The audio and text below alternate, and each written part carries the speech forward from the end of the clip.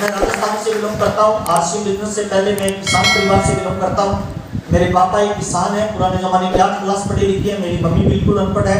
मेरे परिवार में 4 बहनें, 3 भाई, मैं 7 भाई बहन के परिवार से बिलोंग करता हूँ। मैं B.Com तक पढ़ा लिखा हूँ, हर क्लास में मेरी फर्स्ट डिवीजन है।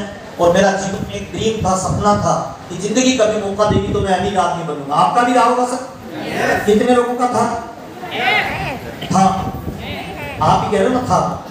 अच्छा है, कितने लोगों का है कि मैं अमीर बनूंगा? बहुत बढ़िया, बहुत बढ़िया। दुकानदारी व्यापार क्या लगता है उस काम को करने से हम जिंदगी में अमीर बन सकते हैं? नहीं बन सकते सर। दुनिया में 95% धंधे ऐसे हैं जिनमें अमीर बनाने की योग्यता ही नहीं है सर, बना ही नहीं सकता सर। क्या साइकिल को हवा में उड़ाया जा सकता है? क्यों नहीं उड़ाया जा सकता? उसमें सिस्टम ही नहीं है उड़ने का, कैसे उड़ेगी सर बताओ ना। तो 95% धंधे ऐसे हैं सर जो आपको अमीर बना ही नहीं सकते हैं सर। आज अपनी चर्चा करने वाले हैं सर 5% लोग कौन से काम को करते हैं, उसको हम कैसे कर सकते हैं, बिना पैसे लगाए कैसे किया जा सकता है। जो हमारी आज योग्यता है, शैक्षणिक योग्यता है, शारीरिक योग्यता है, उसी योग्यता से कैसे टोके जा सकते हैं, आज अपने इस पे बातचीत करने वाले हैं। थोड़ा मेरा परिचय दे दूं। किसान परिवार से बिलोंग करते हुए B.Com तक मैंने पढ़ाई लिखाई की है। कॉलेज पास करने के बाद जब मैं आगे पढ़ने के लिए प्रयास कर रहा था तो मेरे पापा मेरे पास आके कंधे पे हाथ रख के बोले मैं तुम्हें और भी पढ़ा पाऊंगा। मैंने पूछा पापा ऐसा क्यों? तो उन्होंने एक डायरी दिखाई। उन्होंने कहा बेटा तेरे 4 सिस्टर है, इसकी शादी वादी किया तो हिसाब किताब माइनस में चला गया। अपने परिवार पे 7-1 लाख रुपए का कर्जा है और मैं किसान हूँ। मेरे पास जो जमीन है अगर उसको बेच देंगे तो हो सकता है ये कर्जा उतर जाए। और माँ होती है किसान के लिए जमीन, तो मैं इसको नहीं बेचना चाहता। या हमारे पास थोड़ा बहुत गोल्ड है, मुझे क्या करना चाहिए? अपने परिवार में सबसे ज्यादा तू पढ़ा लिखा है, बताओ क्या करना चाहिए? तो मैंने कहा पापा जमीन तो नहीं बेचेंगे, मैं आगे की पढ़ाई नहीं करूंगा, पहले कोई नौकरी की तलाश करता हूँ। मेरी डिग्री को लेकर मार्केट में गया और राजस्थान में श्री गंगानगर डिस्ट्रिक्ट में रायसेनगर तहसील में एक जनरल स्टोर का व्यापारी था। जनरल स्टोर समझते हैं? एक ही दुकान पे घर का सारा सामान मिलता है। मेरे पापा के वो दोस्त थे, उनके पास में गया। मैंने कहा मेरा B.Com किया हुआ है, मुझे अकाउंट का हिसाब किताब आता है, क्या मुझे नौकरी मिल सकती है? पापा ने मुझे भेजा है। तो उन्होंने कहा हमें एक आदमी की आवश्यकता है, तुम आ जाओ, सुबह 7 बजे आना है, शाम को 7 बजे तक जो ग्राहक आएंगे उनको दुकान का सामान बेचना है, महीने वाले दिन तुम्हें अकाउंट का हिसाब किताब करना है, ये कर लोगे? मैंने कहा ये तो मैं कर दूंगा। फिर मैंने धीरे से पूछा मुझे सैलरी कितनी मिलेगी अंकल? तो उस दुकान वाले अंकल ने कहा मैं तुम्हें महीने के 2000 रुपए दूंगा। कितना सर? 2000। और सपना था जिंदगी में अमीर बनने का सर। और मार्केट में वैल्यू कितनी थी सर? 2000। तो मैंने बड़ी कोशिश करके हिम्मत करके अंकल से पूछा अंकल आप कितने पढ़े लिखे हो? तो दुकान वाले अंकल ने कहा मैं 10 क्लास पढ़ा लिखा हूँ और मैं 16 क्लास पढ़ा लिखा था। पहली बार जिंदगी में पता चला किताब का जीवन अलग होता है, व्यवहारिक जीवन अलग होता है। एक 10 क्लास पढ़ा लिखा 16 क्लास पढ़े लिखे को नौकरी दे 2000 की, अजीब लगेगा या नहीं लगेगा सर? मैं वो नौकरी नहीं करना चाहता था सर, इसीलिए मैं इधर उधर काम की तलाश करने लग गया। मेरे दूर के रिलेशन में मेरे एक जीजा जी लगते हैं, जीजा जी समझते हैं इधर? मामा की लड़की की उससे शादी हुई है, उनका एक कंप्यूटर सेंटर था, उन्हें एक आदमी की आवश्यकता थी। मेरे को घर वालों ने उनके पास भेज दिया। उनके पास जैसे गया तो उन्होंने चाबी का छल्ला दिया, कहते ये कंप्यूटर सेंटर है, इसको सुबह 7 बजे खोलना है, इसमें झाड़ू लगानी है, पूरे दिन बच्चों को पढ़ाना है, शाम को 7 बजे इसको डाउन कर देना है, इसके ऊपर एक कमरा बना हुआ है उसमें तुम रहने लग जाना। अब मन तो कर रहा था इनसे पूछूं मुझे सैलरी क्या मिलेगी, पर जीजा के साथ रिलेशन ऐसा होता है कि वो नाराज नहीं हो जाए। तो मैंने पूछा कि सर काम करना स्टार्ट कर दिया।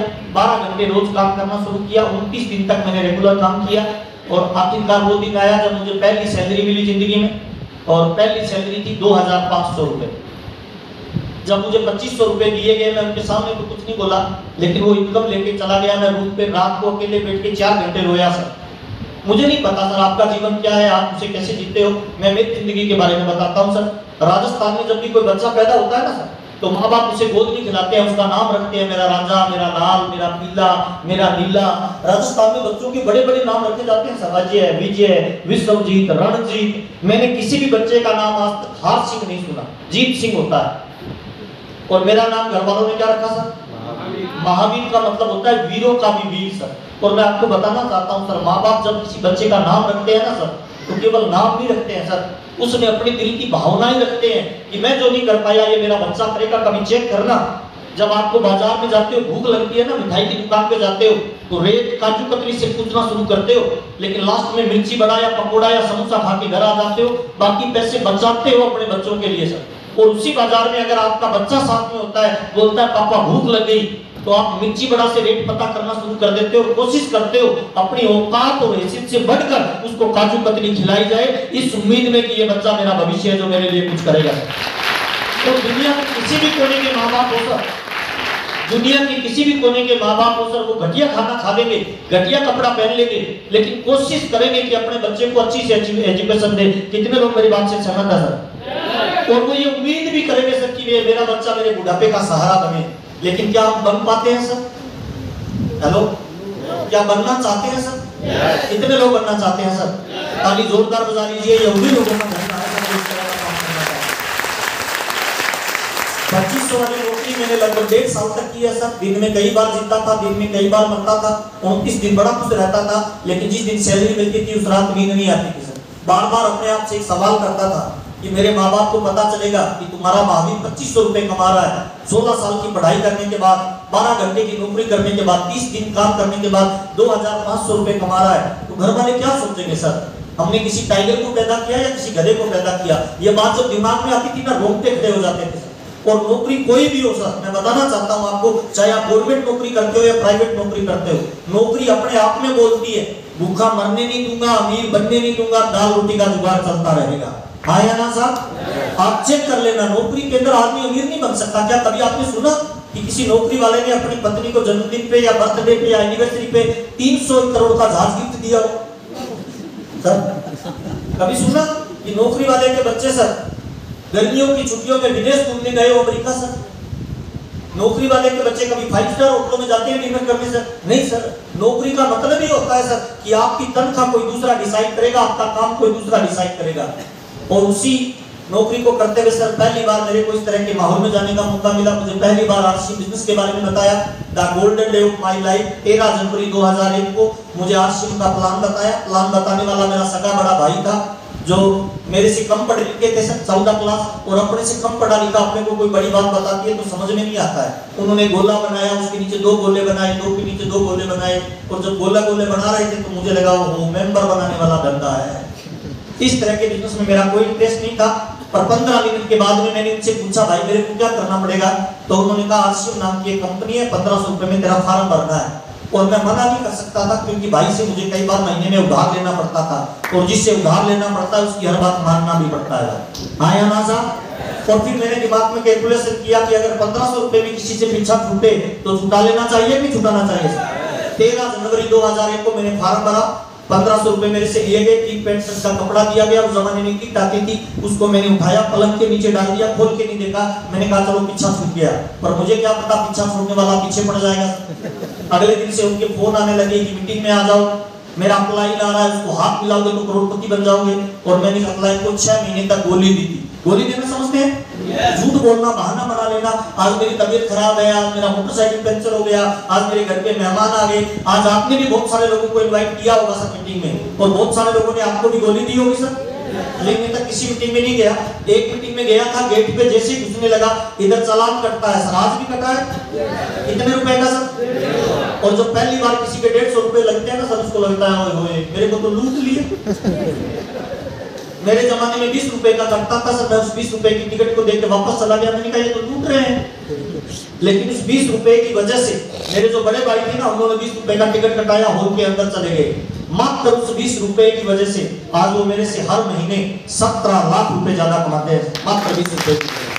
आज आपने जो टिकट लिया ना सर, ये साधारण टिकट नहीं है सर। अमिताभ बच्चन की फिल्म की टिकट लेके देखना पूरी जिंदगी, सलमान खान की फिल्म देखना पूरी जिंदगी, लेकिन सलमान खान बनोगे कि नहीं बनोगे मुझे नहीं पता। पर आरसीएम की मीटिंग के अगले 2 से 5 साल खुद के पैसे की टिकट लेके प्रोग्राम देखना। 5 साल के बाद आप स्टेज के ऊपर होंगे, पूरा हिंदुस्तान अगर आपकी टिकट लेके प्रोग्राम देखिए, मजा आ जाएगा नहीं आ जाएगा?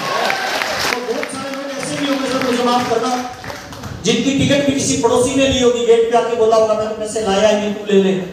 मुझे माफ करना सर, अगर आपकी टिकट का पैसा आपने नहीं दिया है ना सर, तो कामयाबी आपको मिलने वाली नहीं है सर। मैंने एक बुक में पढ़ा था, there is no free lunch in life. इस दुनिया में हर कामयाबी कीमत मांगती है सर। अगर आपका पैसा आपने नहीं दिया, पड़ोसी ने दिया है, तो करोड़पति पड़ोसी बनने वाला है सर। इस मीटिंग को ध्यान से सुनना और हॉल खाली करने से पहले अपनी टिकट के पैसे पड़ोसी की पॉकेट में डाल देना। मेरा वादा है अगले करोड़पति का नंबर आपका आ सकता है। 6 महीने तक कोई काम नहीं किया सर। 13 जनवरी 2001 की मेरी ज्वाइनिंग है सर। 6 जून 2001 को मेरे बड़े भाई मेरे से मिलने के लिए आए बीकानेर में। जून के महीने में कोट पैंट पहन रखा था। मैंने कहा यार शादी भी नहीं है किसी की रिश्तेदारी में, वो कोट पैंट पहन रखा है। मेरे पास आए, मुझे आके मिठाई का डब्बा दिया और मिठाई के लाके बोले महावीर देख आजकल मेरे पास में ये मिलता है। उस जमाने में कोरियर से चेक आते थे। मैंने लिफाफा खोल के देखा, बड़े भाई के नाम से उसमें चेक था 42,000 रुपए का।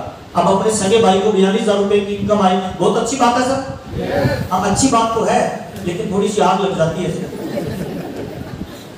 रात को नींद नहीं आई सर। 6 जून 2001 पूरी रात ये सोचता रहा कि मेरे से कम पढ़ा लिखा बंदा 1500 का कपड़ा पहन के 6 महीने में 42,000 ले सकता है। अपने ले सकते हैं नहीं ले सकते हैं सर? अगर दिमाग में आया कि वो 42 ले सकता है तो मैं उससे ज्यादा पढ़ा लिखा हूं, मैं 50 ले सकता हूं।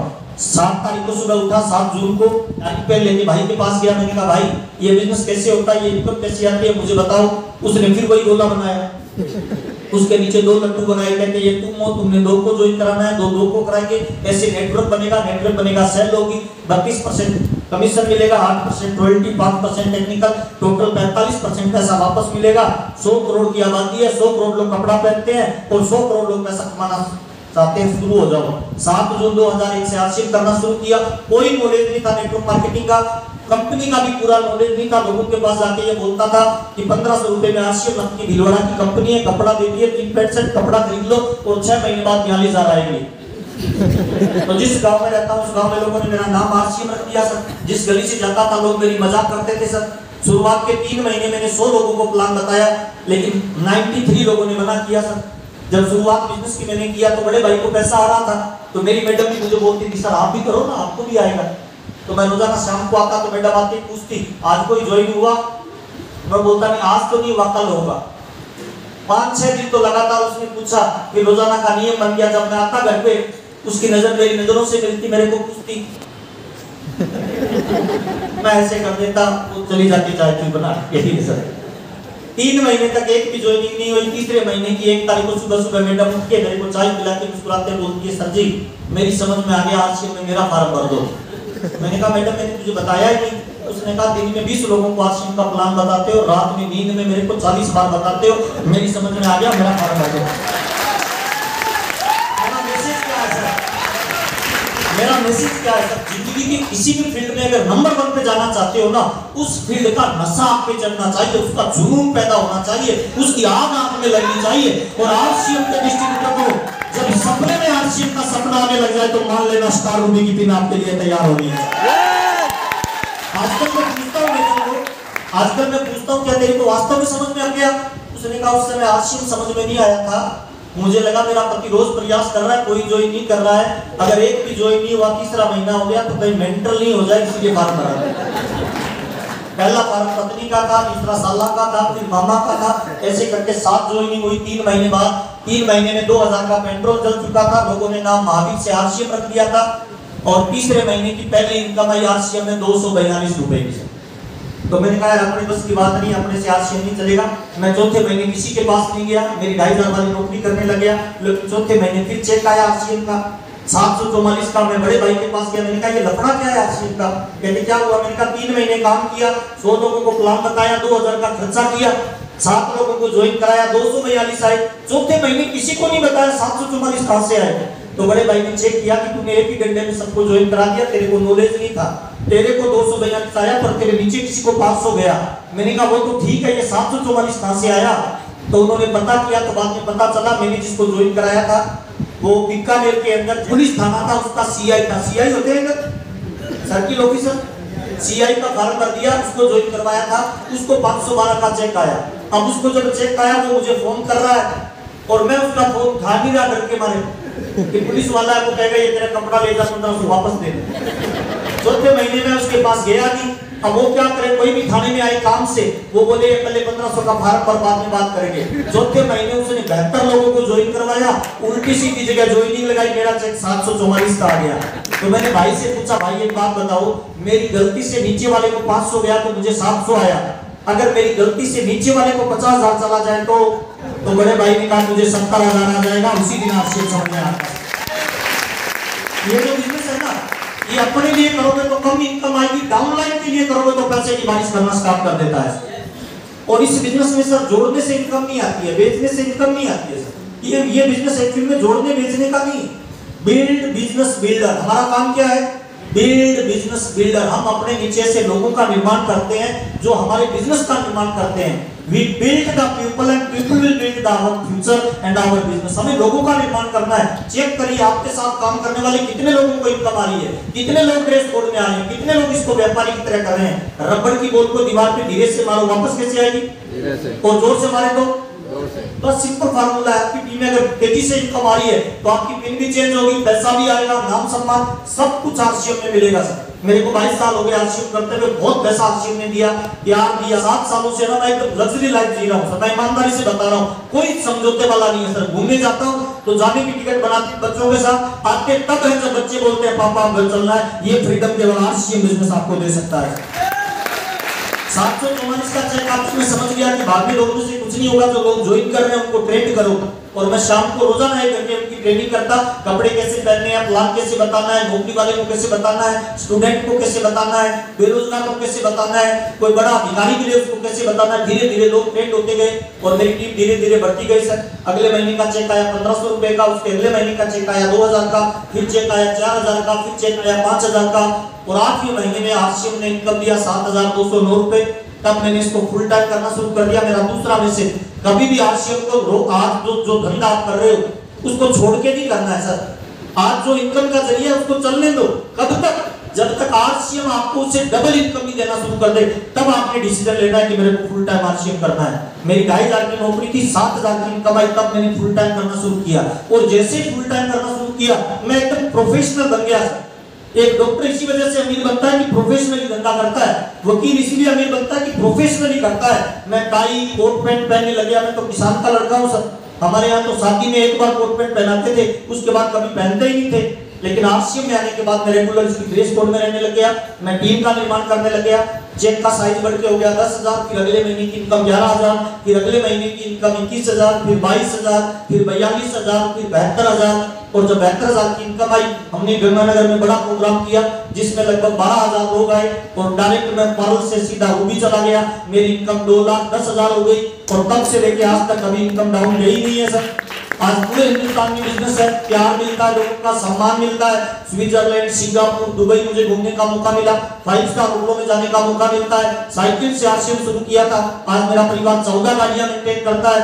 पिछले 1 महीने में आरसीएम बिजनेस से मेरी फैमिली में जो इनकम आई है मेरे नाम से, वो लगभग 8 लाख रुपए से ज्यादा 1 महीने का पे आउट है इसके साथ। और टोटल इनकम आ चुकी है दोनों भाइयों की मिला के लगभग 45 करोड़ रुपए से ज्यादा आरसीएम बिजनेस मेरे परिवार में दे चुका है। ये आरसीएम बिजनेस है सर। क्या इस तरह के बिजनेस की अपने को चर्चा करनी चाहिए? कितने लोगों को लगता है करनी चाहिए सर?